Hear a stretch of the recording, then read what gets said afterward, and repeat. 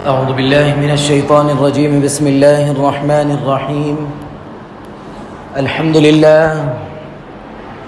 لله وحده، والصلاة والسلام على من لا نبي بعده ولا رسول بعده ولا معصوم بعده ولا أمة بعد أمتي ولا کتاب بعد کتابی اما بعد.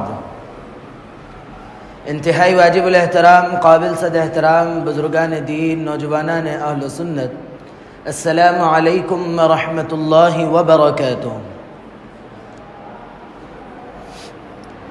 گزشتہ تقریباً 15-16 جمعوں سے ایک حدیث کا سلسلہ چل رہا ہے جس کو حدیث جبرائیل کہتے ہیں. تو اس میں سے اللہ کے نبی علیہ السلام سے جو 2 سوالات کیے گئے تھے، فَأَخْبِرْنِي عَنِ الْإِسْلَامِ، اور دوسرا سوال فَأَخْبِرْنِي عَنِ الْإِيمَانِ، ان 2 سوالات اور پھر ان کے جوابات کا تذکرہ آیا تھا.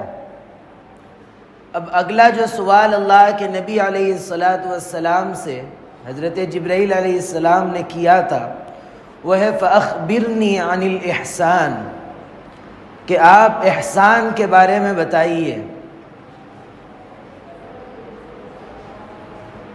احسان سب سے پہلے سمجھنا یہ ہے کہ احسان کہتے کس کو ہے، احسان کا مطلب کیا ہے، احسان کا معنی کیا ہے. احسان کہتے ہیں جس کا فارسی میں جس کو کہتے ہیں نکو کردن، شاندار بنانا، کسی کام کو اچھے طریقے سے کرنا، یہ احسان ہے جس کو ہماری اصطلاح میں تصوف کہتے ہیں، بیت السلوک کہتے ہیں. اور قرآن اور حدیث کے اندر بھی زیادہ تر تصوف کے لیے استعمال کیا جانے والا لفظ احسان ہے جس کو ہم اپنی اصطلاح میں تصوف کہتے ہیں. کیونکہ حدیث میں بھی آتا ہے کہ ان اللہ کتب الاحسان علی کل شیء، کہ اللہ کے نبی علیہ السلام فرماتے ہیں کہ اللہ تعالیٰ تم کو حکم دیتے ہیں کہ ہر چیز کو اچھے طریقے سے، اچھے انداز سے کرو. اس کی احادیث سے 1-2 مثالیں کہ سب سے پہلے تو کہ جب آپ کی دشمن سے لڑائی ہو، جنگ ہو، تو اس کو اچھی طریقے سے مار دو. یعنی ایسا نہیں کہ وہ اس کے کوئی دوسرے اعضاء کاٹ کر اذیت دے رہے ہو یا تکلیف دے رہے ہو یا جلا رہے ہو. اس قسم کی چیزوں سے اسلام نے منع کیا. مارو وہ مر جائے، لیکن اس کو اذیت میں مبتلا کرنا، اس کو پریشان کر کے مارنا، اس کو اسلام نے پسند نہیں کیا. ایک دوسرا حکم، جو دوسری مثال، کہ جب کھانے کے لیے جانور ذبح کرو تو اس کے لیے تیز چھری کا استعمال کرو. اگر منڈ رہتی ہے تو اس سے پھر تکلیف ہوتی ہے جانور کو، تو یعنی اچھے انداز سے ذبح کرنا کہ وہ جانور کو بھی زیادہ تکلیف نہ ہو اور ہمارا مقصد بھی حاصل ہو جائے. یعنی شریعت کا کوئی بھی حکم، کوئی بھی عمل ایسا نہ ہو جس کے اندر نوک جھونک ہو، بلکہ اچھے انداز سے، اچھے طریقے سے کرنا، یہ اللہ کا حکم ہے ہر چیز کے معاملے میں. تو اسی طرح جو ہمارے ذاتی اعمال ہے اس کے لیے بھی اس کو صحیح کرنا یہ بھی ضروری ہے. اب احسان کو ہم اپنی عام اس میں جو کہتے ہیں کہ اعمال شریعہ کو اس طرح ادا کرنا کہ اس کے جو مطلوبہ فوائد ہیں وہ حاصل ہو جائے. یعنی نماز پڑھنا، نماز پڑھنے سے جو اس کے جو مطلوبہ فوائد ہیں وہ یہ ہیں کہ اپنے اندر عجز و انکساری پیدا ہو، اللہ کے حضور نیاز مندی ہو. اس قسم کی جو چیزیں ہیں اس کے حصول کے لیے یہ سب چیزیں ہیں. تو اس لیے ان چیزوں کا خیال رکھنا. اس کے لیے جو طریقہ کار ہے وہ ایک بزرگوں کا بتایا ہوا، بزرگوں کا جو ہے اللہ کے نبی علیہ السلام سے چلتا ہوا ایک طریقہ کار آ رہا ہے. جس کو ہم بیعت کہتے ہیں، تو یہ بیعت جو اللہ کے نبی علیہ السلام کے دور میں بھی رہی، وہ 3 قسم کی بیعت تھی۔ ایک بیعت اسلام، یعنی اسلام کے قبول کرنے کا عہد، اور ایک بیعت جہاد کہ جہاد کرنے کا عہد، ایک بیعت سلوک یعنی ہر گناہوں سے بچتے ہوئے نیکیوں پر عمل کرتے ہوئے زندگی گزارنا، اس کو بیعت سلوک کہتے ہیں۔ اور پھر اس کا فائدہ جو حاصل ہوتا ہے وہ یہ ہوتا ہے کہ آدمی کے دل کی دنیا بن جاتی ہے، کہ جس طرح اللہ کی پہچان، جس کو معرفت الہی کہتے ہیں، یعنی اللہ کو پہچاننا، یہ حاصل ہو جاتا ہے۔ اور جب یہ چیز حاصل ہو جاتی ہے تو انسان کے اعمال سدھر جاتے ہیں، اعمال اچھے انداز میں ہوتے ہیں، اور اسی طرح آدمی کے اندر جو خود غرضی کی صفت، اور ایک ہمارے پاس آگے بڑھ کر غصہ اگر ہو تو یہ کہتے ہیں کہ صفاک ہو گئے، یہ صفت ختم ہو جاتی ہے، اور اللہ کی محبت دل میں پیدا ہو جاتی ہے۔ جب اللہ کی محبت دل میں پیدا ہو جاتی ہے تو ایسے چیزیں بھی دیکھنے میں آتی ہے کہ مثال کے طور پر کہ جو پرانی جو بوڑھیا وغیرہ ہیں وہ ان لوگوں کو قرآن پڑھنے تو آتا نہیں تھا، کیونکہ اس وقت منظم ایسے نظام تھے نہیں کہ وہ قرآن صحیح طور پر سیکھ سکے، پڑھ سکے، تو ان لوگوں کے دل کی دنیا جو بنی ہوئی تھی، وہ لوگ پڑھنا تو نہیں جانتے تھے، لیکن قرآن کریم کی صفحات پر، ان آیتوں پر انگلی پھیرتے ہوئے ان کے آنکھ سے آنسو ٹپکتے تھے، اور وہ یہ کہتے تھے کہ میرے خدا نے یہ بھی صحیح کہا، میرے خدا نے یہ بھی صحیح کہا، میرے خدا نے یہ بھی صحیح کہا۔ ان کے دل میں اللہ کی محبت بیٹھ گئی تھی کہ وہ پڑھنا تو نہیں جانتی تھی، لیکن اللہ کے کلام کو دیکھنا وہ ثواب سمجھتے تھے، بلکہ ثواب ہے ہی۔ تو یہ دل کی دنیا بننا بے انتہا ضروری ہے۔ اس سے فائدہ سب سے پہلا یہ حاصل ہوتا ہے کہ اللہ کی معرفت اور اللہ کی محبت۔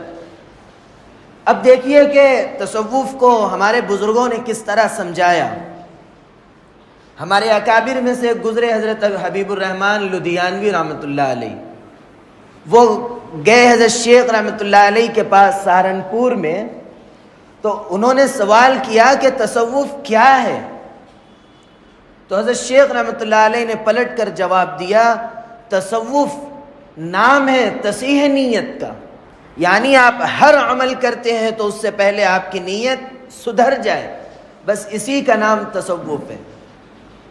اور پھر اعمال کے اندر حضور قلبی پیدا کرنا، یعنی متوجہ ہونا، اللہ کی طرف کامل توجہ رکھ کر عبادت کرنا، یہ اس سے حاصل ہوتا ہے۔ اور اس کے لیے حضور قلبی کے لیے جو چیزیں مانع بنتی ہے وہ کیا ہیں؟ حضور قلبی کے لیے یعنی اللہ کے حضور میں صحیح طور پر عبادت کرنے سے جو چیزیں مانع بنتی ہے، پہلی چیز جس کو اردو میں کہتے ہیں طبیعت کا لہرانا، یعنی آدمی کے خواہشات کا پورا کرنا، اس کے خواہشات کا ابھرنا۔ تو اس کے لیے اب اس کا علاج کیا ہے؟ اس کا علاج روزہ ہے، اور وہ بھی روزہ کتنے، ایک ہفتہ رہیں گے، ایک دن رہیں گے، نہیں، بلکہ اس طبیعت کے لہرانے اور جو ہے اس قوت کو توڑنے کے لیے مسلسل 2 ماہ کے روزے رکھنا ہے۔ تو اس سے یہ آدمی کی جو طبیعت بے قابو ہوتی ہے، اس پر لگام لگتا ہے، وہ طبیعت تھم جاتی ہے۔ دوسرا جو آدمی کی بے اطمینانی کا سبب بنتا ہے وہ یہ کہ اللہ نے جو زندگی رکھی، اللہ نے جو نظام بنایا، جس کو ازدواجی زندگی کہتے ہیں، اس سے منہ پھیرنا، اس سے دور ہونا، یہ بھی آدمی کی طبیعت کو بے چین بنا دیتا ہے، اور اللہ کے حضور صحیح طور پر عبادت کرنے سے رکنے کا سبب بنتا ہے۔ اس لیے جب اللہ تعالیٰ نے جو نظام بنایا اس کے مطابق ہم کو زندگی گزارنا چاہیے، نہ افراط کا شکار ہو، نہ تفریط کا شکار ہو، نہ اتنی زیادتی کرے کہ جس میں افراط کا شبہ ہو. جیسا کہ جب نکاح کا ایک مرتبہ تذکرہ آیا تھا اس وقت یہ بات آئی تھی کہ ایک لوگوں کا ایک طبقہ وہ ہے جو افراد کا شکار ہے، یعنی وہ لوگ اس زندگی سے پیچھے ہٹتے ہیں، وہ اس زندگی میں داخل ہونا نہیں چاہتے ہیں، ازدواجی زندگی میں. تو وہ لوگ اپنے آپ کو الگ رکھتے ہیں، نکاح سے دور رکھتے ہیں. جیسا ایک بدھسٹوں کا تذکرہ آیا تھا کہ بھکشو لوگ، وہ لوگ جو ہے لوگوں کا صبح میں بگونا لیے چلے، وہ پورا کھانا جمع کرے، شام تک جتنا 12 بجے تک جتنا کھا لیے، اس کے بعد پھر وہ روزہ شروع کر دیے. نہ ان کا ازدواجی زندگی سے کوئی تعلق ہے، کچھ نہیں. یہ فطرت انسانی نہیں ہے. جب اس میں آدمی داخل ہو جاتا ہے، جب اس قسم کی چیزیں کرنے لگتا ہے تو پھر وہ صحیح طور پر طبیعت اس کی دل جمعی کی نہیں رہتی، یا پھر تفرید کا شکار ہو کہ اپنی خواہشات نفس کو پورا کرنے کے لیے کوئی خیال نہیں کہ کون ہے، کیا ہے، کب، کس وقت، کیا طریقہ کار، کچھ نہیں، بے قابو ہے، جس سے چاہے جب چاہے اپنی خواہش پوری کر لیتے. تو یہ دونوں چیزوں سے اسلام نے بچایا اور اعتدال کا راستہ اسلام نے دیا. جب یہ اعتدال کا راستہ اختیار کرتے ہیں تو پھر حضور قلبی نصیب ہوتی ہے، اور اللہ کے سامنے جب عبادت کے لیے بندہ بیٹھتا ہے تو وہ اللہ کی طرف متوجہ رہتا ہے. اور پھر تیسری چیز جو حضور قلبی سے دور کرتی ہے، اس میں الجھن پیدا کرتی ہے، رکاوٹ بنتی ہے، وہ ہے لوگوں کا میل ملاپ اور معاشی مشغولیات. یہ کس طرح بنتے ہیں؟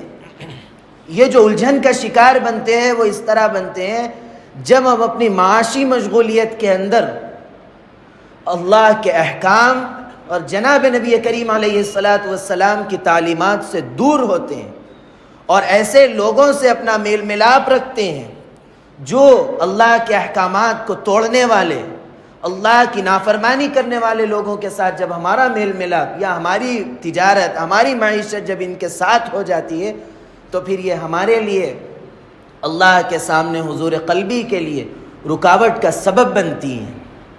اب اس کا علاج کیا ہے؟ اب اس کا علاج یہ ہے کہ آدمی ایسے امور کے اندر، معیشت کے اندر ہو یا لوگوں کے میل ملاپ کے احوال ہو، ان کے اندر آدمی اللہ کے احکامات کو ملائے، جناب نبی کریم علیہ السلام کی تعلیمات کے مطابق گزارے. چھوٹی سی چیز، تفصیل کی ضرورت نہیں ہے، نہ وقت ہے، کہ آدمی تجارت کر رہا ہے، اس سے یہ کہا گیا کہ جھوٹ کے بغیر تجارت کرو. اگر تم جھوٹ بولتے ہیں تو پھر تمہارے لیے وہ پیسہ حرام بن جاتا ہے. اب عمل کریے، جھوٹ سے بچیے. پھر ایسے لوگ جو گناہوں کی طرف راغب کرتے ہیں، بلاتے ہیں، ایسے لوگوں سے احتیاط. تو خود بخود آدمی کے دل کی دنیا بدلتی ہے. اس لیے اللہ تعالیٰ نے ایک جگہ کہا کہ فَادْخُلِي فِي عِبَادِي وَادْخُلِي جَنَّتِي، میرے بندوں میں داخل ہو جاؤ. یعنی نیک لوگوں کے پاس اٹھنا بیٹھنا سبب بنتا ہے وَادْخُلِي جَنَّتِي، دخول جنت کا. اس لیے یہ چیزیں ہیں. اور چوتھی چیز جو اللہ کے حضور میں جو رکاوٹ بنتی ہے وہ یہ کہ آدمی کے پراگندہ خیالات و افکارات، آدمی بری بری سوچ رکھتا ہے، اس کا ذہن لوگوں سے خراب رہتا ہے، ہر کسی سے بدگمانی اس کی فطرت بن گئی ہے کہ آدمی کوئی اچھا بھی عمل کرتا ہے تو اس کا ذہن منفی جاتا ہے، نگیٹو جاتا ہے. تو ایسے خیالات آدمی کو رکاوٹ بنتے ہیں اللہ سے محبت میں اور اللہ سے تعلق میں. ان تمام یہ جو چیزیں ہیں جو حضور قلبی میں رکاوٹ بنتے ہیں، ان تمام چیزوں کے دور کرنے کے لیے جو راستہ ہے وہ ہے اولیاء اللہ کی صحبت، ان کے پاس اٹھنا بیٹھنا. حضرت شیخ سعدی رحمۃ اللہ علیہ، جس کے بارے میں آپ جانتے ہیں یا نہیں، کہ ایک ایسا شخص کہ جس کی کتابوں کو پڑھ کر آدمی ایک زندگی گزارنے کا ایک کافی تجربہ حاصل کر لیتا، ایسی حکمت بھری باتیں وہ کرتے تھے. انہوں نے کہا، ایک فارسی کا ان کا چھوٹا سا شعر ہے کہ صحبت صالح ترا صالح کند، نیک لوگوں کی صحبت تجھ کو نیک کر دے گی. صحبت طالع تراتال کند، برے لوگوں کی صحبت، برے لوگوں کے ساتھ اٹھنا بیٹھنا تجھ کو برا کر دیتا ہے۔ اس لیے اپنے آپ کو اچھا بنانے کی اگر فکر ہو تو پھر وہ فادخلی فی عبادی، اگر یہ طریقہ اختیار کرتے ہیں تو اس کے لیے اگلا جو اللہ کی طرف سے انعام ہے وادخلی جنتی۔ یہ چند چیزیں تھی، مزید انشاءاللہ آئندہ آئے گی۔ اور جو طریقہ جناب نبی کریم علیہ الصلاۃ سے چلتا ہوا آیا ہے وہ کیا ہے، مراقبہ کیا ہے، بیت کے طریقے کیا ہے، اور بیت کی حقیقت کیا ہے، اور پھر اس قسم کے ذکر بالجہر ہے، ذکر بالسر ہے، قلبی ذکر ہے، ان سب چیزوں کا تذکرہ اگر اللہ نے موقع دیا تو انشاءاللہ آئندہ آئے گا۔ بہرحال میں نے جو باتیں کہی ہے اللہ ہم سب کو سمجھنے اور اس پر عمل کی توفیق عطا فرمائے، کہنے سننے لکھنے پڑھنے سے زیادہ عمل کی توفیق عطا فرمائے، عمل کی باتوں پر عمل کرنے، بچنے کی باتوں سے بچنے اور عقیدے کی باتوں پر عقیدہ رکھنے کی توفیق عطا فرمائے۔ آخر میں دیوبند میں ایک مدرسہ ہے، حضرت انور شاہ کشمیری رحمۃ اللہ علیہ کے فرزند کا قائم کردہ ادارہ ہے، وہاں کے سفیر ہماری مسجد میں آئے تھے، گزشتہ بھی آئے تھے، تو وہ آج پھر آئے ہیں، ان کے لیے اس ادارے کے لیے تعاون کی درخواست ہے، بھرپور تعاون فرمائیں، کیونکہ یہ تعاون صرف اور صرف ایک مدرسے کا تعاون دو خوبیوں کا رہتا ہے، ایک دین کی اشاعت کے لیے تعاون ہوتا ہے اور دوسرا تعاون مہمانان رسول کا تعاون ہوتا ہے۔ کرتے ہوئے جائے، اللہ رب العزت قبول فرمائے، آمین۔ وآخر دعوانا الحمدللہ رب العالمین۔